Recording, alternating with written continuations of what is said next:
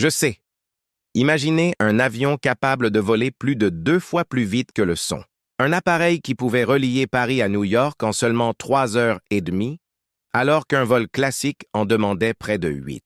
Ce n'est pas un concept du futur, mais une réalité qui existait déjà il y a près de 50 ans. Son nom, le Concorde.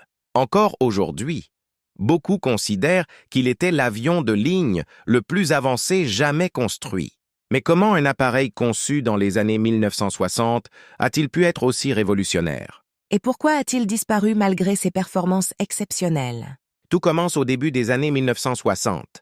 La France et le Royaume-Uni décident d'unir leurs compétences pour créer un avion de ligne supersonique. L'objectif est simple, mais extrêmement ambitieux. Transporter des passagers plus vite que le son, une prouesse qui n'avait été réalisée que par des avions militaires. Les défis sont immenses. À une vitesse de Mach 2, soit plus de 2170 km par heure, le frottement de l'air chauffe la carlingue à plus de 120 degrés. Les ingénieurs doivent de concevoir un avion capable de résister à ces températures, tout en restant sûr et confortable pour les passagers. Ils développent une aile delta, un nez basculant pour améliorer la visibilité lors des décollages et des atterrissages, ainsi que des moteurs extrêmement puissants, capables de maintenir une vitesse supersonique pendant plusieurs heures. En 1969, le premier prototype décolle avec succès. Quelques années plus tard, le Concorde entre en service commercial et devient immédiatement un symbole de prestige. Seuls quelques privilégiés peuvent se permettre de voyager à son bord. Des chefs d'État, des célébrités internationales et de grands hommes d'affaires choisissent cet avion pour gagner un temps précieux.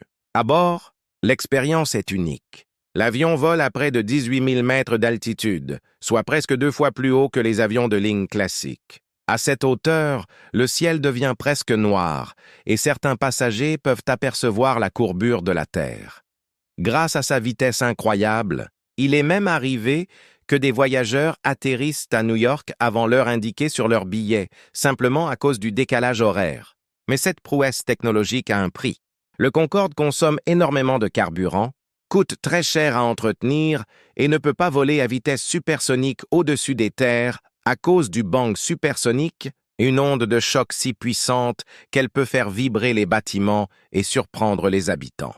Cela limite fortement ses itinéraires, principalement au vol au-dessus des océans. Puis survient un événement tragique. En juillet 2000, un Concorde d'Air France s'écrase peu après son décollage de Paris. L'accident fait 113 victimes et marque profondément l'histoire de l'aviation.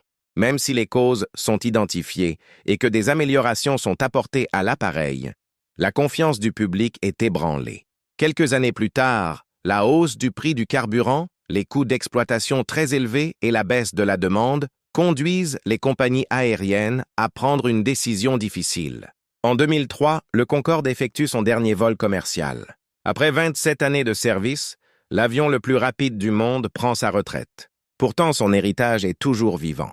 De nombreuses technologies développées pour le Concorde ont inspiré l'aviation moderne. Aujourd'hui, plusieurs entreprises travaillent sur une nouvelle génération d'avions supersoniques, plus silencieux, plus économes en carburant et plus respectueux de l'environnement.